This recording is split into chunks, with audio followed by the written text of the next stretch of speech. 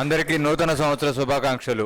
చాలామంది ఆధ్యాత్మిక గురువులు, ఆధ్యాత్మిక జిజ్ఞాస ఉన్న వాళ్ళు చాలామంది 2025 కోసం ఎదురు చూస్తున్నారు. దానికి గొప్ప ఉదాహరణ 2025లో మనం ప్రవేశించబోయే ముందు వరల్డ్ మెడిటేషన్ డేగా డిసెంబర్ 21ని ప్రకటించడమే గొప్ప నిదర్శనం. దానికి ఒకసారి మన పత్రిజీ సంకల్పానికి ఒకసారి గట్టి క్లాప్ చేద్దాం.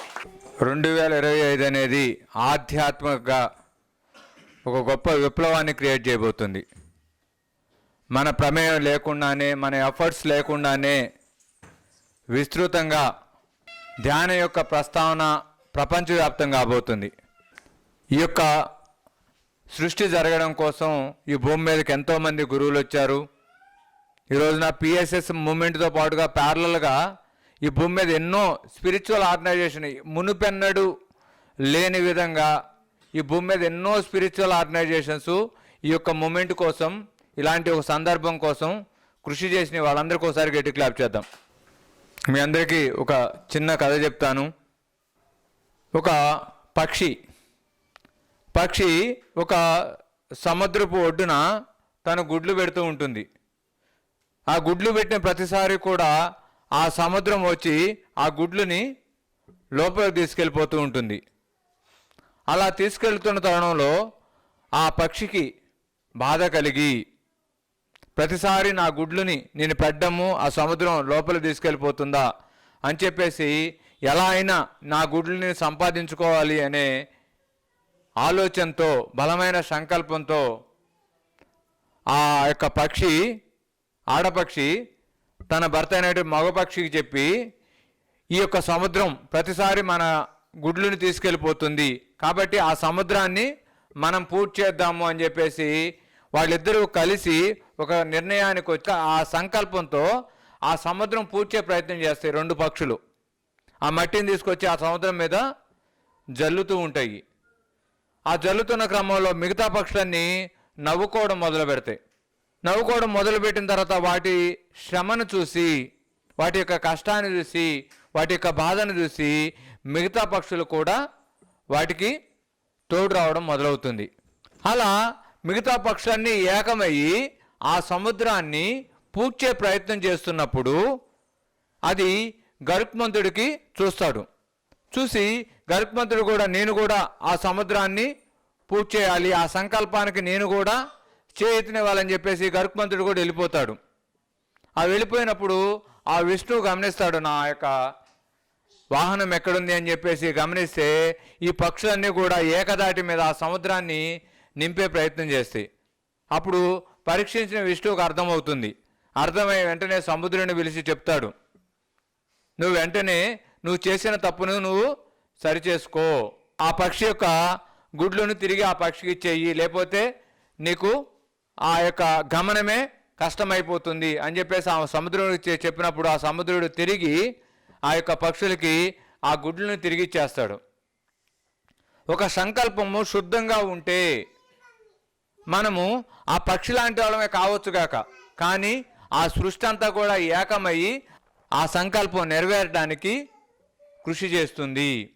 అలా మరి 40 సంవత్సరాల క్రితం ఈ భూమి మీద జరుగుతున్న హింసను చూసి, కేవలం ఆహారం కోసం చంపబడుతున్న మూగ జీవులను చూసి చెలించిన ఒక వ్యక్తి మరి ఆ పక్షిలాగానే ఎలా అయినా ఈ భూమి మీద ఈ హింసను ఆపాలి, అహింసను స్థాపించాలి, అహింసాయుత భూమాత సాక్షాత్కారమే నా యొక్క జీవిత లక్ష్యం అని చెప్పేసి ఒక లక్ష్యాన్ని పెట్టుకుని ఆ ఒక పక్షిలాగా అంత పెద్ద సముద్రాన్ని నేను ఎలా అయినా పూడ్చగలను అనే సంకల్పంతో మొదలుపెట్టిందో అలాగే ఒక వ్యక్తి అలాగే మొదలయ్యారు 40 సంవత్సరాల క్రితం. అలా ఆయన మొదలైన తర్వాత ఆ శుద్ధ సంకల్పానికి సృష్టి మొత్తం ఏకమైంది. ఒక్కడిగా మొదలైన ఆ యొక్క ప్రభంజనము ఈ రోజున కొన్ని కోట్ల మందిని ఆ యొక్క మూమెంట్లో చేర్చింది. ఈ రోజున కొన్ని కోట్ల మందిని శాకాహారులుగా మార్చి ఈ భూమి మీద ఆహారం కోసం చంపబడుతున్న ఎన్నో జీవుల్ని రక్షించేలాగా చేసింది. మూగ జీవులు సైతం ఈ భూమి మీద స్వేచ్ఛగా జీవించగలవు అని ఒక సగటు మనిషి అనుకునేలాగా ఆ యొక్క ప్రయత్నం చేసింది. అలాంటి గొప్ప ప్రయత్నాన్ని తలపెట్టి ఈ రోజున మనందరినీ శాకాహారులుగా అహింసావాదులుగా మార్చి ప్రపంచాన్ని ఆధ్యాత్మిక వైపు తిప్పినటువంటి మహోన్నత వ్యక్తి మన జగద్గురు బ్రహ్మర్షి పితామహ పత్రిజీ. ఆయన ఒక్కడే మొదలయ్యింది, కానీ ఆయన యొక్క సంకల్పానికి బుద్ధుడు సైతం భూమి మీదకి దిగి వచ్చాడు. ఆయన సంకల్పానికి జీసస్ క్రైస్ట్ భూమి మీద ఎంతోమంది గురువులు భూమి మీదకి దిగి వచ్చి ఆ సంకల్పానికి ఆజ్యం పోశారు. ఆ సంకల్పాన్ని మరింత విస్తృతంగా ముందుకెళ్లేందుకు ఎంతమంది గురువులు సహకరించారో ఆయన ఎన్నో సందర్భాలు చెప్తుండేవాళ్ళు. నా ఈ శరీరంలోనికి ఎంతోమంది వస్తున్నారు పోతున్నారు అంటే మన సంకల్పం శుద్ధంగా ఉన్నప్పుడు సృష్టి అంతా మనకి సహకరించడం మొదలు పెడుతుంది. కాబట్టి ఈ క్షణం ఇక్కడ ఉన్న వాళ్ళకి ఎవరైనా కూడా నేనేం చేయగలను అనుకున్న వాళ్ళకి ఈ కథే స్ఫూర్తి, ఈ యొక్క పత్రిజీ జీవితమే స్ఫూర్తి. మనం చేయాలనుకున్నంత మనం ఏదైతే ఒక సంకల్పించుకున్నామో ఆ సంకల్పం నెరవేర్చేంత స్థాయి కానీ దానికి సంబంధించిన వనరులు కానీ ఈ క్షణం మన దగ్గర లేకపోవచ్చు కాక నువ్వు చేయాలనుకో చాలు, ఆ వనరులు అన్నీ కూడా నీ కాళ్ళ దగ్గరికి వస్తాయి. ఇది ఒక్క విషయం మీకు అర్థమైతే చాలు, 2025లో మీ ద్వారా జరగబోతున్న అద్భుతాలు కార్యరూపం దాల్చడానికి. ఎప్పుడు అద్భుతాలు మీ కాళ్ళ దగ్గరే ఉన్నాయి, కానీ మీ పట్ల మీకు విశ్వాసం లేకపోవడమే. మీరు చేసే ఆ చిన్న ప్రయత్నం, ఆ పక్షి సముద్రాన్ని పూడ్చగలుగుతుందా? కానీ పూడ్చిందా లేదా? ఎందుకు? తన పట్ల తనకున్న విశ్వాసమే పక్షి జాతిని మొత్తాన్ని ఏకం చేసింది. విష్ణు వాహనమైనటువంటి ఆ గరుకుమంతుడు కూడా వచ్చి ఆ యొక్క యజ్ఞంలో పాల్గొన్నాడు, ఆ సంకల్పానికి జత అయ్యాడు. కాబట్టి మీ దగ్గర ఏముంది అనేది వదిలేసేయండి. ఏం చేయాలనుకుంటున్నారు? ఆ చేయాలనుకున్న శుద్ధంగా ఉందా లేదా? స్వార్థంతో కాకుండా నిస్వార్థంగా నలుగురికి ఉపయోగపడే ఆలోచన అయి ఉంటే చాలు, అది ఖచ్చితంగా మీ ద్వారా ఆ సృష్టి జరిగి తీరుతుంది. దానికి గొప్ప ఉదాహరణ మన ముందు నడియాడిన ఆ యొక్క జగద్గురు బ్రహ్మర్షి పితామహ పత్రిజీ జీవితమే ఉదాహరణ మనకి. కాబట్టి మై డియర్ ఫ్రెండ్స్, ఈ 2025 ఆధ్యాత్మకి ప్రత్యేకమైన సంవత్సరం. మీరు ఎదుగుతారా లేదా అనేది మీ వ్యక్తిగత విషయం, కానీ ఆధ్యాత్మిక జ్ఞానం అనేది అత్యంత విరివిగా అత్యంత వేగంగా ప్రపంచవ్యాప్తం అవుతుంది ఈ సంవత్సరంలో. కాబట్టి ఈ సంవత్సరం మనమందరం కూడా ఆధ్యాత్మికంగా అత్యంత ఎత్తుకు ఎదగడానికి మనం ఈ యొక్క సంవత్సరాన్ని సంపూర్ణంగా సద్వినియోగం చేసుకుందాము. ప్రతి క్షణము మనకి సాధన వైపు మన అడుగులు పెడదాము. సాధ్యమైనంత వరకు ఈ సంవత్సరం మొత్తం అనవసరమైన మాటలను మాట్లాడడం మానేద్దాం. ఎందుకంటే ఈ సంవత్సరం ఈ భూమి మీద ఉన్న ఎనర్జీస్కి మనం ఏది మాట్లాడితే అది మేనిఫెస్టేషన్ అవుతుంది. ఎప్పుడు అవుతుంది, కానీ ఇప్పుడు అత్యంత వేగంగా అవుతుంది. కాబట్టి సాధ్యమైనంత తక్కువ మాట్లాడదాము, సాధ్యమైనంత ఎక్కువ సాధన చేద్దాం. అనవసరమైన విషయాల్ని పూర్తిగా వదిలేద్దాం. మనకి ఏది కావాలో దాని గురించే మాట్లాడదాం. నుండి ధ్యానంలో ఉండి మరి ధ్యానం ద్వారా తనెంతో లబ్ధి పొంది ఎంతోమందికి ధ్యానం అందడానికి ఎంతో కృషి చేసి ఈ రోజున ఈ వసుదైక ఫౌండేషన్కి వన్ ఆఫ్ ద మెయిన్ పిల్లర్గా ఉంటూ ఈ యొక్క వసుదైక ఫౌండేషన్ మొదలవడానికి ప్రథమ కారకుడైనటువంటి కిషోర్ గారి సందేశాన్ని తీసుకుందాం. కిషోర్ గారికి ఒకసారి గట్టి క్లాప్ చేద్దాం. హాయ్ ఫ్రెండ్స్, అందరికీ నూతన సంవత్సర శుభాకాంక్షలు. ఇంత గొప్ప అవకాశాన్ని మనందరికీ అందించినటువంటి, ఎన్నిసార్లు చెప్పినా కూడా ఆయన గురించి చెప్పుకోవాలి. అంత గొప్ప వ్యక్తి. ఆయనే లేకపోతే ఈరోజు మనందరికీ ఇలాంటి మార్గం, ఇలా అద్భుతంగా ఆనందంగా జీవించే అవకాశం రాకపోయి ఉండేదేమో. సో ఆయనే మన గురువుగారు అయినటువంటి బ్రహ్మర్షి పితామహ సుభాష్ పత్రిజీ గట్టిగా చెప్పలు కొడదాం. మనందరి లక్ష్యం ఒక్కటే, కానీ మార్గాలు డిఫరెంట్గా ఉంటాయి. సో ఒక్కొక్కరు ఒక్కొక్క విధంగా దాన్ని పొందుతూ ఉంటాం. దానికి మనం వల్ల చేయాల్సింది ఎలా అంటే మనల్ని మనం మనతో ప్రయాణం చేయడం, మనతో మనం ఉండడం. నాగేంద్ర గారు చెప్పినట్లు ఎన్నోసార్లు చెప్తూ ఉంటారు, గురువు ఎవరు అంటే ప్రతి ఒక్కరిలో గురువుని చూడడమే గురువు యొక్క గొప్ప తత్వం. గురువు అంటే ఏదో కాషాయ బట్టలేసి గడ్డంతో ఉండి ఏదో మాటలు చెప్పడం కాదు. మన చుట్టుపక్కల ఉన్న ప్రతి ఒక్కరు కూడా గురువే. వాళ్ళు నేర్పిస్తూ ఉంటారు. మనకు నచ్చకపోవచ్చు, మనకి సంతోషాన్ని ఇవ్వచ్చు, దుఃఖాన్ని ఇవ్వచ్చు, కానీ అల్టిమేట్గా మనం చేయాల్సింది ఏంటంటే నేర్చుకోవాలి. ఎప్పుడైతే అలా నేర్చుకుంటామో మనలో ఉన్న తత్వం మనకి అర్థమవుతుంది, మనం అద్భుతంగా ఆనందంగా జీవించగలుగుతాం. సో దానికి మెయిన్గా చేయవలసింది ఏంటంటే కొన్ని విషయాలు నాగేంద్ర గారు చెప్పినట్లు మనం ఎంత గొప్పగా ఉంటున్నాం అనేది మనం మాట్లాడే విధానం బట్టే ఉంటుంది. ఇప్పుడు ఎవరో చూస్తాం యాక్ట్ చేయడం కాదు, మనం ఏం మాట్లాడతామో మనకు తెలుస్తుంది. మేబీ మనం గొప్పగా ఒకరి ముందు మాట్లాడచ్చు, ఇంకొకరి దగ్గరికి వెళ్ళి చెడ్డగా మాట్లాడచ్చు, కానీ లోపల జరిగేది నీకంటూ తెలుస్తూ ఉంటుంది కదా. మనం ఏదైతే చేస్తూ ఉంటామో అదే పొందుతూ ఉంటాము. ఆ సత్యం ఎప్పుడైతే అర్థమవుతుందో ఎవరిని జడ్జ్ చేయము. హ్యాపీగా ఉన్నది ప్రతి ఒక్కటి కూడా మనం నేర్చుకోవడానికి అనే విషయం ఎప్పుడైతే అర్థమవుతుందో ప్రతి క్షణం ఆనందంగా జీవించడానికి అవకాశం ఎక్కువ ఉంటుంది. కాబట్టి 2025 ప్రతి కాలంలో మన జీవితంలో ప్రతి పొందే సమయం కూడా చాలా ఇంపార్టెంట్. మనం ఎంత అద్భుతంగా దాన్ని వినియోగించుకుంటామన్న దాని మీద ఆధారపడి ఉంటుంది మై డియర్ ఫ్రెండ్స్. సో కాబట్టి దానికి సేవా మార్గం అనేది అతి గొప్పది. మనం ఎప్పుడైతే మన కోసం జీవిస్తామో పెద్ద బెనిఫిట్ ఉండదని నేను అనుకుంటున్నాను, నా లైఫ్ ఎక్స్పీరియన్స్ బట్టి. మనం ఎప్పుడో మన కోసం మనం జీవిస్తూ ఇతరుల కోసం ఎప్పుడైతే మనం చూడండి, మీరు ప్రకృతిలో ఏది చూసినా కూడా తన కోసం తనంటే ఏముండదు. తన కోసం తను జీవిస్తూ ఇతరుల మనుగడ కోసం ఎవరైతే ఉపయోగపడతారో అదే ప్రకృతి యొక్క తత్వం కూడా. కొబ్బరి చెట్టుని తీసుకోండి, కొబ్బరి చెట్టు ఎదుగుతూ కొబ్బరి చెట్టు యొక్క ప్రతి ఒక్క పదార్థం కూడా ఎవరికో ఒకరికి ఉపయోగపడుతుంది, అవునా కదా. మన జీవితంలో మనం కూడా గమనిస్తూ ఉంటే నీకోసం నువ్వు జీవించడానికి ఏం లేదు.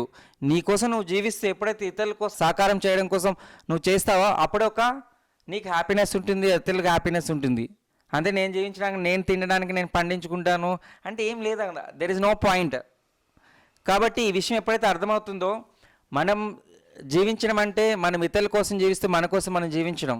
సేవ అనేది కూడా చూడండి, గమనిస్తే సేవ చేసే వాళ్ళు ఎవరైనా గమనిస్తే ఎవరైతే ఎంత చేస్తారో వాళ్ళు అది పొందుతారు. సేవ చేయడం అంటే నువ్వు ఇతరులకు చేసే ఏది గొప్పవాడని కాదు, ఇతరులకు చేసే క్రమంలో నువ్వు ఎదుగుతూ ఉంటావు, నువ్వు గొప్పగా నువ్వు పొందుతూ ఉంటావు ఆనందాన్ని.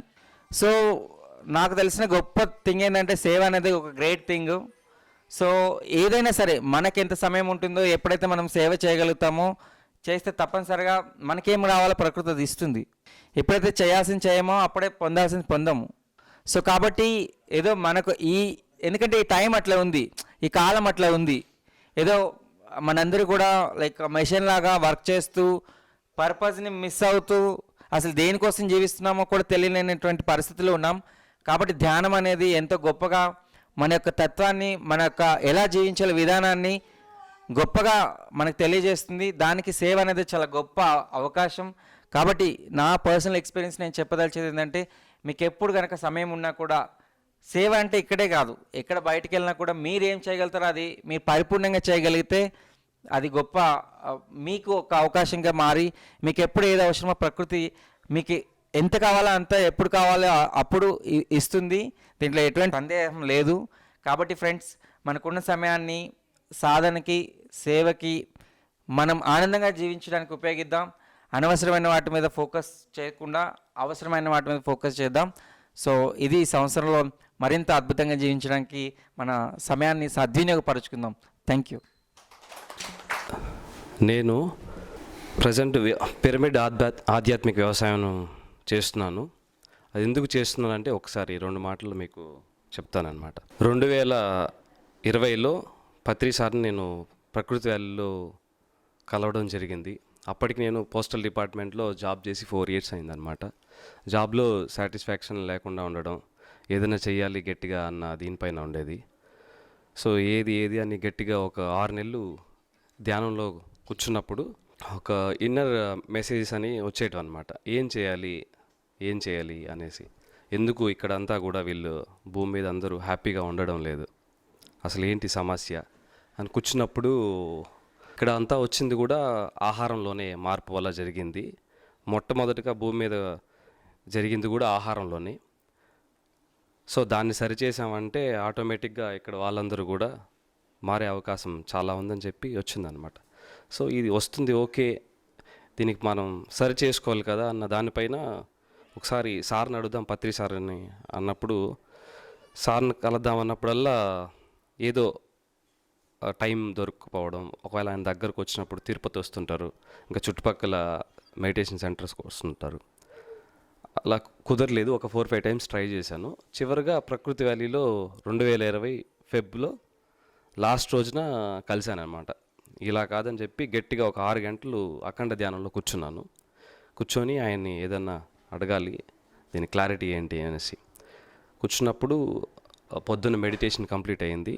సార్ అప్పుడే లేచి ఆయన కార్యక్రమాలన్నీ ఉంటాయి, బుక్స్ చదువుకోవడం, కాఫీ తాగడం అలా చేస్తున్నారు. అప్పుడు వెళ్ళాను అనమాట. వెళ్తే ఇలా వస్తున్నాయి సార్, ఏం చేయాలి అంటే, ఒక్క నిమిషం పాటు అలానే ఆయన కాఫీ తాగుతూ కళ్ళల్లో కళ్ళు పెట్టి చూసి, నువ్వు పిరమిడ్ ఆధ్యాత్మిక వ్యవసాయం చెయ్యి అని చెప్పారనమాట. చాలా హ్యాపీగా అనిపించింది. ఓకే, ఆయన మనకి ఇంట్యూషన్ అనేది చాలా కరెక్ట్ వేలో ఉంది అనుకొని, ఇంకా అక్కడి నుంచి నేను ఎలా దీన్ని మొదలు పెట్టాలన్న దీంట్లో ఇక్కడ సేమ్ 2012లో సార్ మౌనంలో ఉన్నప్పుడు పిరమిడ్ విజయ్ గారు అని చెప్పి ఉన్నారనమాట, విజయ్ రమణ అనేసి. ఆయన చెప్పారు, సార్ మౌనంలో ఉంటారు కదా, ఒక స్లిప్లో రాసి నాకు దేశీ విత్తనాలు కావాలని చెప్పి ఆయన రాసి ఆయన పాకెట్లో పెట్టారనమాట. గురువు చెప్పిన మాటకు ఆయన అట్లే అంకితమయ్యి అప్పటి నుంచి ఆయన 2012-13 ఆ టైం నుంచి మొదలు పెట్టారు ఎలా స్టార్ట్ చేయాలి ఏంటి అన్నది. ఆయన జర్నీ అంతా జరిగింది. సో ఆయన్ని నేను ఆ టైంలో మార్చ్ టైంలో కలిశాను, చిలుకూరు బాలాజీ టెంపుల్ దగ్గర కలిశాను. అక్కడ ఒక 4 months ఉండి అసలు ఫార్మింగ్ అంటే ఏంటి, పిరమిడ్ స్పిరిచువల్ ఫార్మింగ్ అంటే ఏంది అన్న దానిపైన అంతా మాకు ప్రతిరోజు వ్యవసాయం చేసుకోవడం, వాటిపైన అంతా చర్చలు జరగడం జరిగింది. అట్లా 2 years ఆయనతో పాటు ఉన్నాను. మెయిన్ థింగ్ ఏంటంటే, మనకందరికి వ్యవసాయం తెలుసు, ఏంటి ఎలా పండిస్తాం ఏంటి ఏం కథ అన్నదంతా. ఇప్పుడు చూస్తే మొత్తం కన్వెన్షనల్ ఫార్మింగ్ అయిపోయింది. పాత రోజుల్లో నేచురల్గా చేసేవాళ్ళు. సో ఆ ఫార్మింగ్ని తీసుకొస్తూ మన యొక్క పిరమిడ్ టెక్నాలజీతో ముందుకు తీసుకెళ్ళడం అనమాట. ఏంటంటే, మనకి మండల ధ్యానం 40 రోజులు ఉన్నట్లుగా ఈ పిరమిడ్ ఆధ్యాత్మిక వ్యవసాయానికి 48 రోజులు మేము పెట్టడం జరిగింది. ఈ 48 రోజుల కాన్సెప్ట్ ఏంటంటే, మనకి మన ప్లానటరీ సిస్టంలో 9 గ్రహాలు, అలాగే మన ఆస్ట్రల్ సైన్స్ ప్రకారం 12 రాసులు మనకున్నాయి. అలాగే మన జన్మ నక్షత్రాల ప్రకారం 27 నక్షత్రాలు మనకున్నాయి. వీటన్నింటిని కౌంట్ చేసినప్పుడు 48 అనేది మనకు ఒక న్యూమరిక్ ప్రకారం ఉందన్నమాట.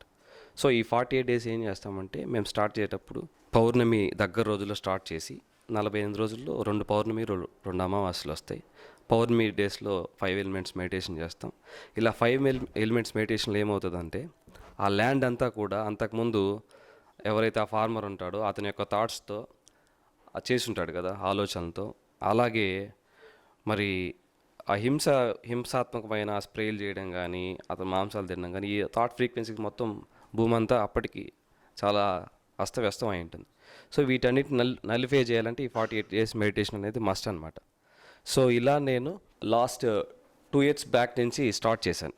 మ్యాంగో స్టార్ట్ చేశాను, అందరికీ స్ప్రెడ్ చేసుకుంటూ, మనకు తెలిసిన మెడిటేటర్స్కి అలాగే నాకు తెలిసిన వాళ్ళకి అందరికీ ఇస్తూ మంచి రిజల్ట్స్ అయితే వచ్చాయి.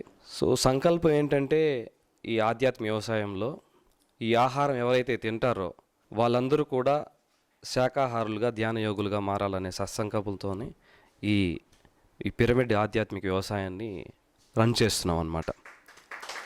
మనము ధ్యానం చేస్తున్నాం, ధ్యాన ప్రచారం చేస్తున్నాం, శాకాహారం గురించి అవేర్నెస్ని క్రియేట్ చేస్తున్నాము. సో ఇంకా రూట్ కాజ్ ఏదో ఉంది, ఇంకా దీంట్లో ఏదో ఉంది, దీనికి ఇంకా ఏదైనా చెయ్యాలి గట్టిగా అన్నప్పుడు ఇది మెడిటేషన్లో వచ్చిందనమాట. అప్పటి నుంచి ఈ ఆధ్యాత్మిక వ్యవసాయంలో ఏవైతే వస్తుంటాయో కూర్చున్నప్పుడల్లా వాటిని మేము సరి చేసుకోవడం, ఏవేవి ఇంప్లిమెంట్ చేయాలో ఇంప్లిమెంట్ చేసుకుంటూ ముందుకెళ్తున్నాం. ఈ జర్నీలోనే నాకు నా ఫామ్లో లాస్ట్ ఇయర్ మ్యాంగో ఫామ్లో చేసేటప్పుడు మంకీస్, కోతుల నుంచి మెసేజ్ వచ్చింది. పాపం వాటికి ఆహారం లేకుండా అడవుల్లో ఇక్కడ విలేజెస్ పైన పడిపోవడము, టౌన్స్ దగ్గర వచ్చి ఇది అవ్వడము, అది కూర్చొని చూసినప్పుడల్లా బాగా బాధేసేసేది. ఎందుకు ఇలా జరుగుతుంది అన్నప్పుడల్లా కూర్చున్నప్పుడు, మీరు మా స్థావరాల్లోకి వచ్చి చాలా ఇబ్బందులు పెడుతున్నారు, మీరు మొత్తం నాశనం చేస్తా అంటే మాకు ఎలా ఇవంతా అని చెప్పి ఒక బలంగా వచ్చింది లోపల నుంచి. సో అవును నిజమే కదా, దీనికి ఎలా పరిష్కారం అని అనుకున్నప్పుడు సీడ్ బాల్ కాన్సెప్ట్ మనందరికీ తెలిసిందే. వర్షాకాలం సమయంలో మనం మట్టి ముద్దతో ఏవైతే సీడ్స్ ఉంటాయో, వైల్డ్ ప్లాంట్స్ కానీ అడవుల్లో పెరిగేటివి కానీ సీడ్స్ ఏవైతే ఉంటాయో ఆ ప్లాంట్స్ మొత్తం మనం ఆ బాల్స్లో పెట్టేసి చుట్టేసి వేసేస్తాం, విసిరేస్తాం. సో ఇలా కాదు, ఇంకా సరికొత్తగా ఏదైనా చేయాలని దిగినప్పుడు మన క్యూబ్ పిరమిడ్స్ ఉంటాయి, చిన్న పిరమిడ్స్. ఆ పిరమిడ్స్ స్ట్రక్చర్తో మనం ఆ మట్టి ముద్దను తీసుకొని చేసినప్పుడు ఆ స్ట్రక్చర్ అనేది వచ్చేస్తుంది. ఆ స్ట్రక్చర్ ద్వారా మనం విసరకుండా అలా పెట్టడం ద్వారా ఏమవుద్దంటే అది స్ట్రక్చర్ అనేది నిల్చుంటుంది, దానంతా అదే ఎదగలుగుతుంది వచ్చింది. సో దీన్ని మనం లాస్ట్ ఇయర్ బుద్ధ పూర్ణిమలో దీన్ని ఇంప్లిమెంట్ చేసాం అనమాట. అక్కడ ఓపెన్ చేసాం ఆ ఫ్లైయర్ కానీ, ప్రమోషన్ చేయడం కానీ, అందరికి అవేర్నెస్ తీసుకురావడం కానీ అక్కడ చేసాము. దీనికి ఒక ఏం జరుగుతుందంటే ఎప్పుడైతే ఆ వర్షం పడి ఆ పిరమిడ్ అనేది ఆటోమేటిక్ కరిగిపోతుంది. కరిగిపోయినప్పుడు మట్టిలో అది ఇంకిపోతుంది. పిరమిడ్ పోయినా కూడా హాస్టల్ పిరమిడ్గా ఆ సీడ్కి, ఆ ట్రీకి, ఆ చెట్టు ఉన్నంత కాలము హాస్టల్గా ఉండిపోతుంది సంరక్షణగా.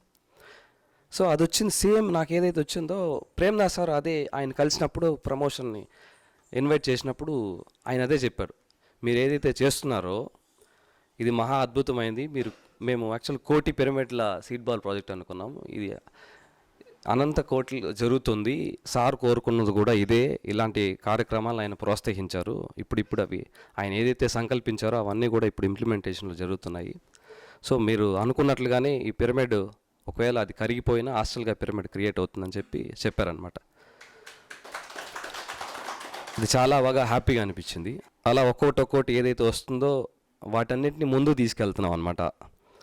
ఇప్పుడు ప్రజెంట్ నేను తిరుపతి దగ్గర 8 ఎకరాల ఆధ్యాత్మిక వ్యవసాయ క్షేత్రంలో వ్యవసాయం చేస్తున్నాను. ప్రతి 3 మంత్స్కి 6 మంత్స్కి ఒకసారి ఈవెంట్ అనేది కండక్ట్ చేస్తున్నాం అన్న. ఈసారి ఈవెంట్కి అందరినీ మీ తరపున ఇన్వైట్ చేస్తున్నాం, మీరు తప్పకుండా రావాలి. సో మన పనుల్లో ఎంత బిజీగా ఉన్నా, ఎవరెవరు ఏ ఫీల్డ్లో ఉన్నా, మీకు దగ్గరగా ఉన్న రైతుల్ని ప్రోత్సహించండి.